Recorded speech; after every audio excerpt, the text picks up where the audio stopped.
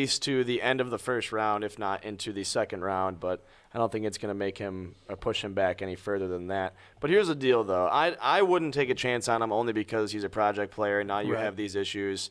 I don't, like you said, you have to figure out where to put him. And I don't want to have to worry about, let's try and teach him the safety position right now. Let's try and focus on that. And then maybe that doesn't turn out. Okay, well, now we got to move into linebacker. I mean, to me, it just reminds me of Tim Tebow and coming in at quarterback. Everyone's like, this is some freak of an athlete.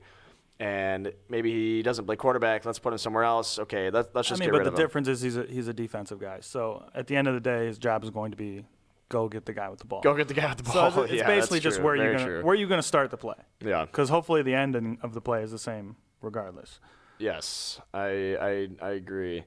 But that kind of, I mean, you make a good point. And now that I think about it, as a Packer fan whose team routinely drafts guys that don't fit and tries to change their position, and that drives me insane. Yeah. Now that you mention that, I do have to think, because I think that I don't want the headache of being like, is it going to work out? Like, I want to draft a guy who I know is going to start day one, especially in the first round. That's the thing. When you're drafting guys in the first round, you want them to be starters day one. If you get a guy like Jabril Peppers who you have to work on for over the course of a season, I mean, he's going to be moving around during the season. I just don't want to have to worry about it. Yeah. Man, now that you said that, Changing your mind over here? Yes. I was like, okay, the guy's a freak athlete. He's a beast. But now I'm like, okay, where is he going to go? If he were with the Packers, who is he going to replace? I think it would be a good pick for the Packers because your defensive backs are terrible right now. So, like, you can put him at quarterback, you can put him at safety. I don't know. It'd be just fine. But I don't think we have a problem at safety, but corner I will get. Corner, yeah, you definitely have some issues at corner. So, but your defense the defense for the Packers in general needs some help. Fair. Continuing with the draft, let's talk some of the greatest draft picks, some of the greatest steals of all time. Is that cool with you? I think we have to start with the one and only. Yeah. Go ahead. You Aaron. say. I think we have to start with Aaron Rodgers. All right, go ahead. Bring it up. Let's talk about why it. not? Might as well. Okay. Where did he fall in the draft? Let's start there. Let's see here. Aaron Rodgers, one of the greatest quarterbacks of all time. We say one of the. Yeah, I mean, it's early still. It is early. Still got a lot to do. It is early. It is. He's still got a lot to do. But while you're pulling that up, let me get to probably the greatest steal of all time. Okay. Tom Brady in the 6th round in 2000. Okay. I mean, you can't deny that. No, you can't. He's, a 6th round quarterback who came out. Everyone thought he was a scrub. He looked like a scrub. He was some scrawny white dude from like Michigan, and he just didn't look athletic. And he's just underwhelming guy. And he came out and just totally proved everybody wrong. I feel like my dislike for Tom Brady is holding me back from I know. With, that's what I thought you were going to say. It was like he's a 6th rounder. He's the greatest quarterback of all time. I know I'm wrong. It's Tom Brady. I know Tom Brady is the number one. But I'm a Bills fan. I have Bills stuff on the set, and I'm talking about Tom Brady being the greatest quarterback of all time. Yes, but I mean, you can't deny that one of the greatest steals. See, now Rodgers falling to 24 doesn't sound that impressive. It was the first round, 24. Yeah. I was like, oh, all right. See what I'm saying? Like first rounders, Yeah. But he was talked about going number 1 overall. All these teams are passing on him, and look where Alex Smith is right now. So was Alex Smith? Was he first overall in that draft? Yeah. Yeah, I think so. Well, look where Alex Smith is right now. Exactly. Yeah. Not that Alex Smith is a bad quarterback, but if you're given the option of Aaron Rodgers or Rodgers, Alex Smith, obviously. I mean, if you're given the option of Tom Brady or anyone else in that draft, obviously you're taking Tom Brady. In regards to the Packers, I have one here as well. 17th round, 1956, Bart Starr. Okay. Back when there was like 100 rounds. Right.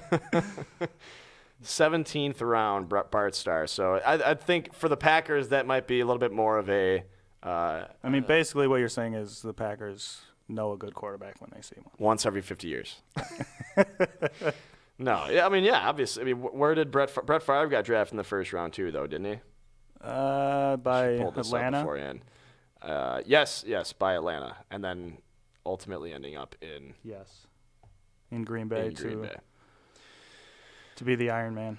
And then finishing his career we don't talk about on top with the Minnesota Vikings. We don't talk about those years. I have one more. This one always piques my interest. Another Wisconsin kind of related draft pick, but the third round in 2012, Russell Wilson. I mean, I consider that a steal. Are you kidding me? Absolutely.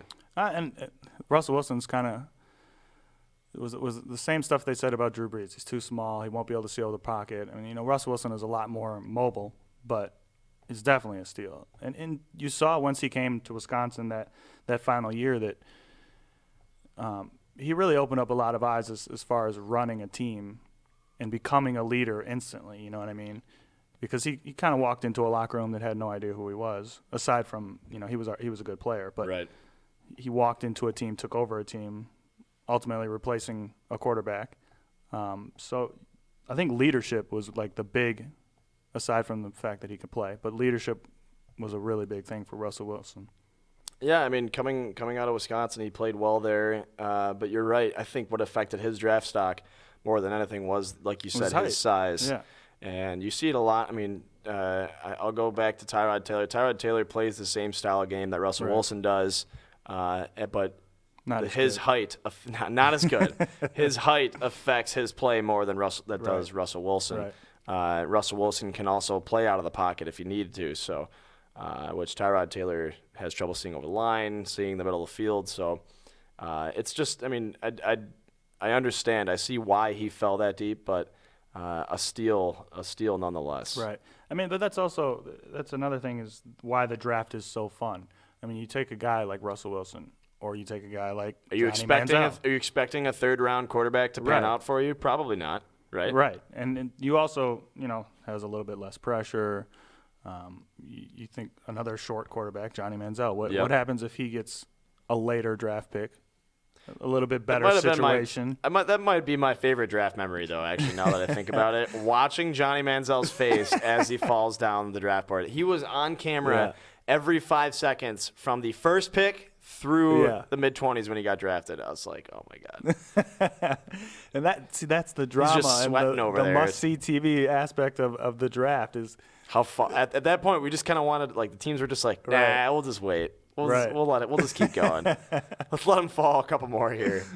It was too funny. I mean, but he lost me when he got up there and did the money sign. Like, come on. He did it to himself. Come on. He did it to himself. Like, the things I actually want to say right now that I can't on here. It's amazing. Just ridiculous is what it is. Okay. What do you think? Should we switch gears? I don't see why not. All right. We can talk about Johnny another time. Johnny Manziel is my LeVar Ball of football. I just don't want to talk about it. I don't want to talk about it. There's so much to talk about.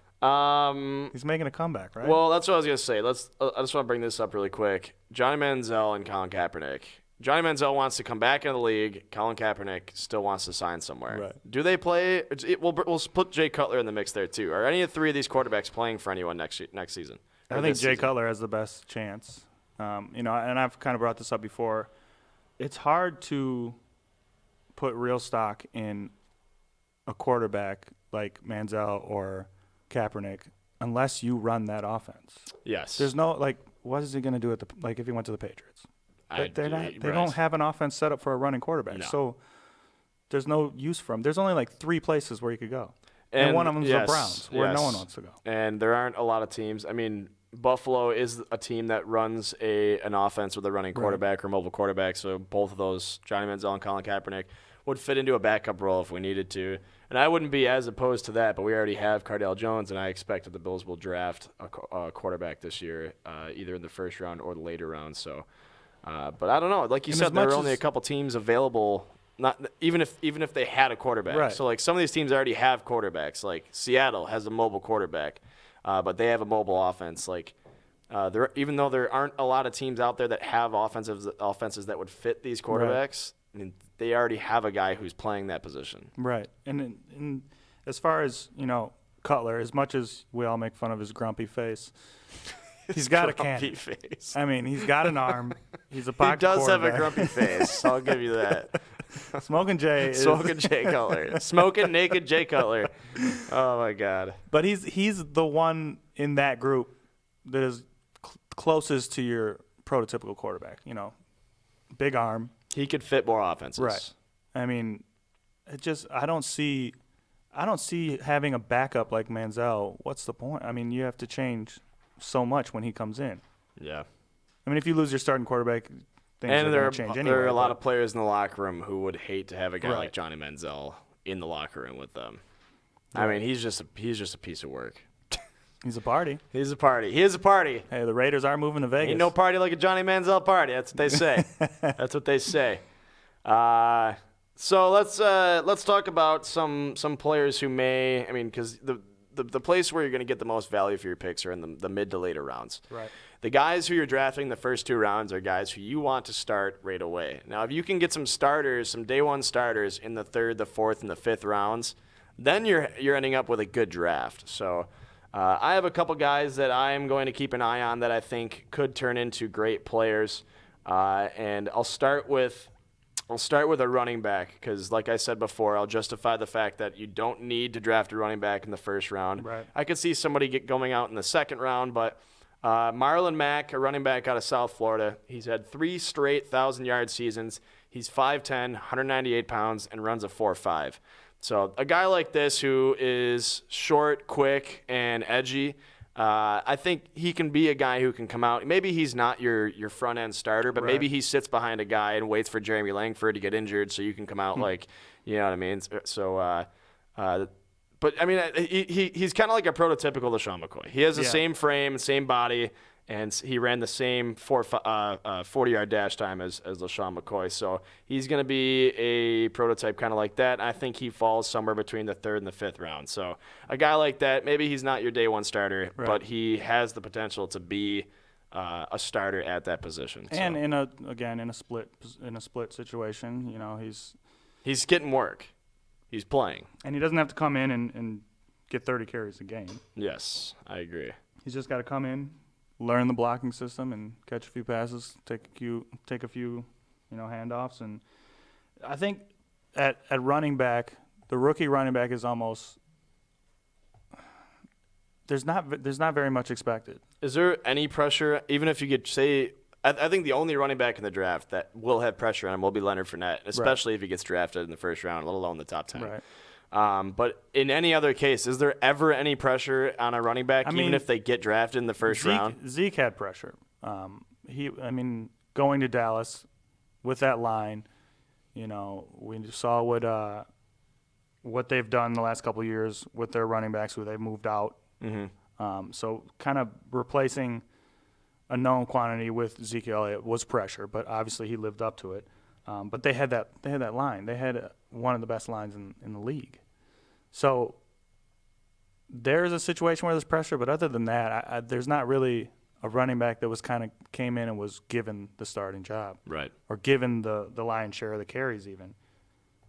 Do you have any players off the top of your head that you think might be a steal in the later rounds? I got another one if you don't. Who you got? Xavier Woods, a safety out of Louisiana Tech. Okay. This guy can do it all. He plays the high role or the high safety role, and he also plays some short end safety roles that kind of mimic like a cornerback type position in like a nickel or dime set. So this guy, I mean, you can move him around. He could play cornerback if you needed him to step up and do so.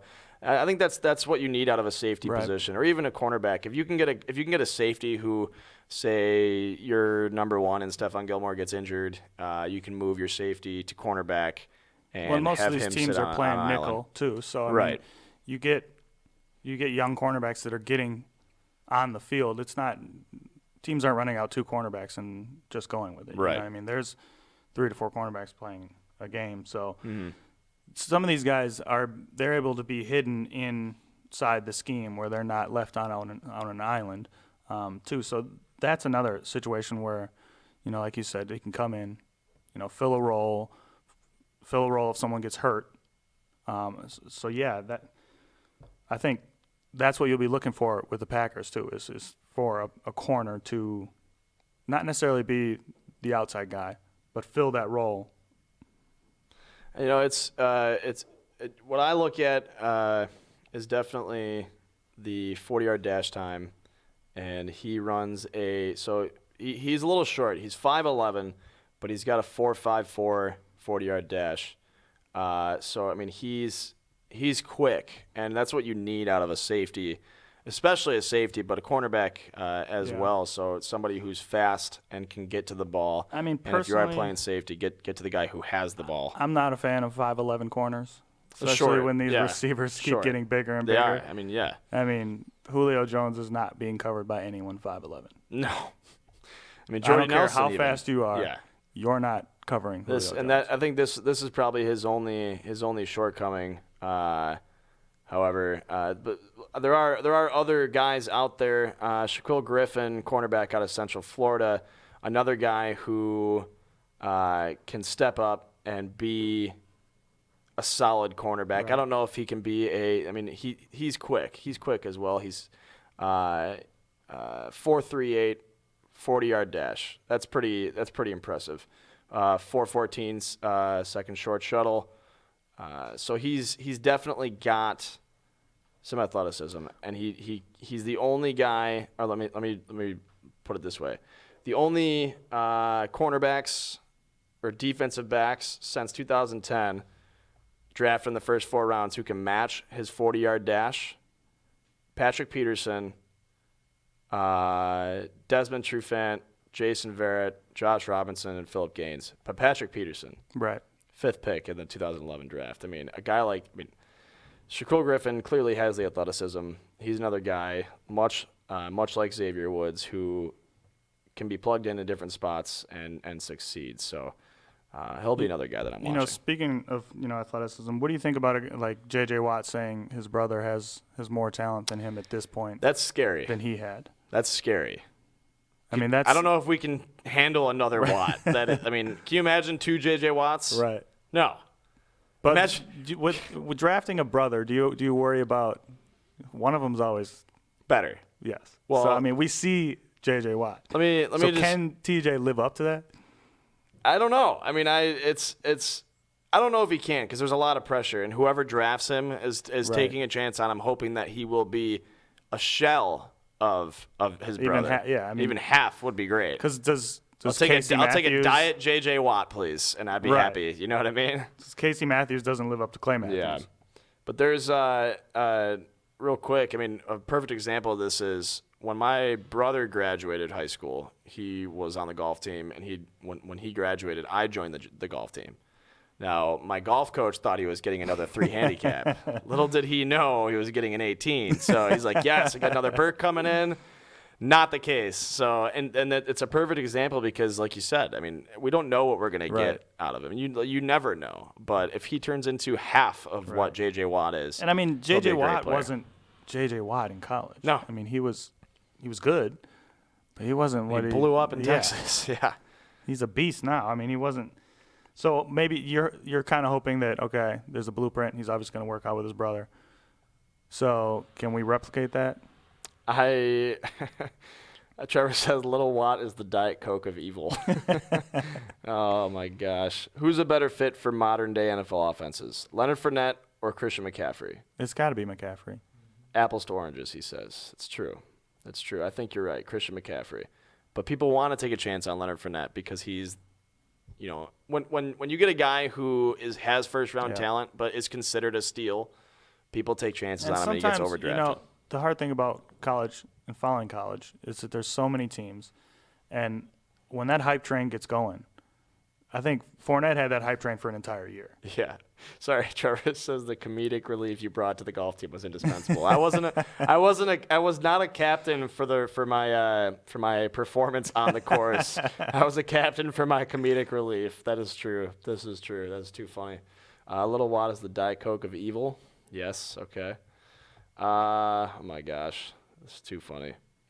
So Christian McCaffrey, I think he's probably the guy, and he's gonna fall in the second or third round. He's not getting drafted in the first round. So. You don't think so? I don't know. I mean, I've seen him as high as 9, but that's.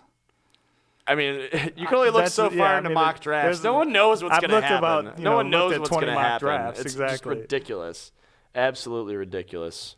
But wouldn't he be a good fit for Carolina? I think so. I mean, does Carolina necessarily need a running back? No, but they lose Ted Ginn, so they need, offense. not that Ted Ginn is amazing, but they need a returner. He could serve that role.